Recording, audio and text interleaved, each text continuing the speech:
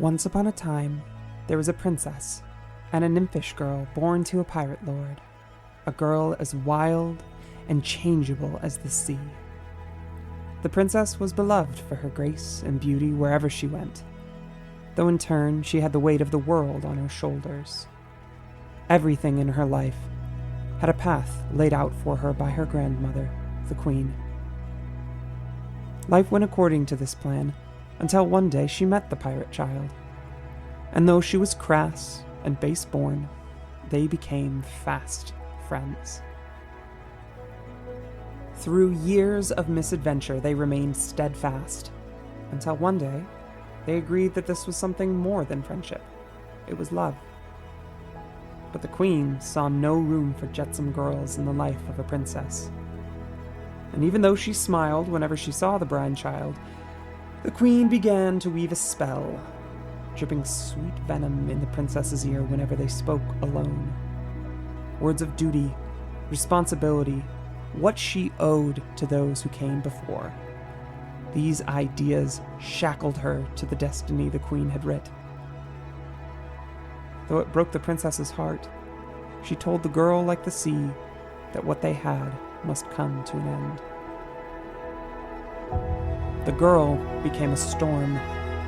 She wooed second-hand princesses' revenge, and when that didn't green her princess's cheeks, she stopped speaking to her altogether. She was a maelstrom of pain, fueled by the injustice of it, the spell, a binding curse upon her soul. As destructive as she became, no act of violence was sad enough for her wounds.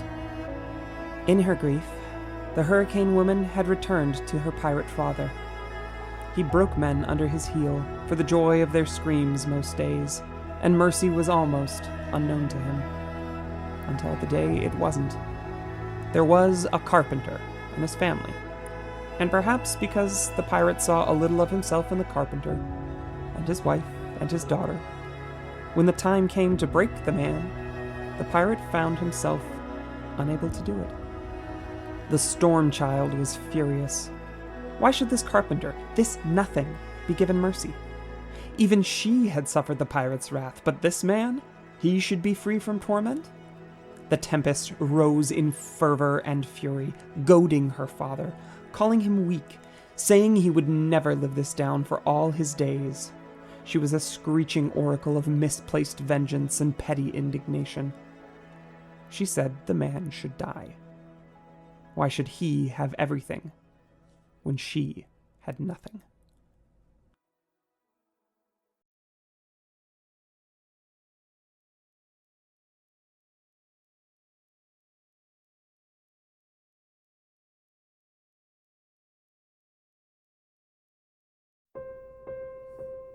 Dear John, when they let me out of prison, they kept saying the same phrase to me. You've paid your debt to society. I thought it was bullshit, even back then. I thought I was just paying the price for fucking up and getting caught. That was my dad talking, though. He taught me that the only way to avoid getting hurt was by clawing your way to the top, through anything and anyone who might try to fuck with you. It took a long time. Graham's whole life till now, in fact, for me to realize that all my old man taught me was how to push my suffering onto others. I can't have paid my debts until I look the carnage I wrought in the eyes. And no amount of time behind bars was going to help me do that. So this is me trying to make things right. I am responsible for what happened to your family that night.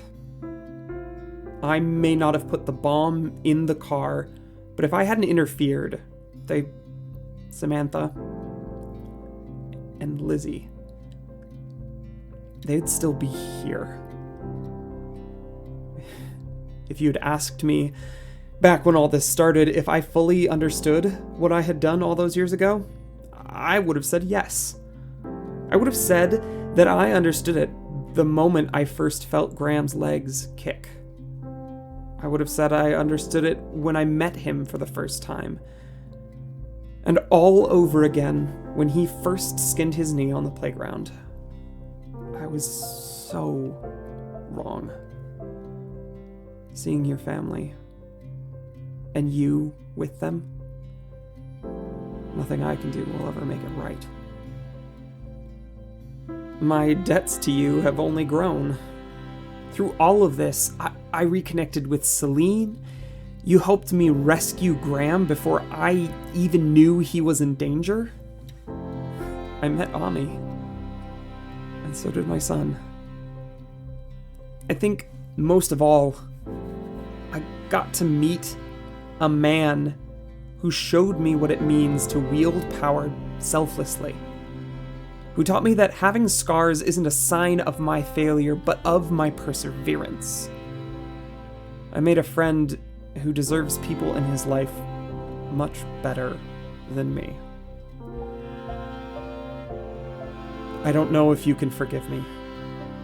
I don't think that I've forgiven myself, truth be told. But that's an accounting of my sin.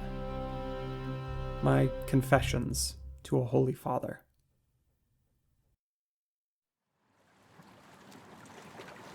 She swears under her breath. She is about to crumple the letter, but thinks better of it. Her hands fold the paper neatly by thirds, and she puts it in the top drawer of the desk. Lexi stares out the window at the cranes hanging over the docks, and starts humming a quiet song to herself, before the scene fades to black.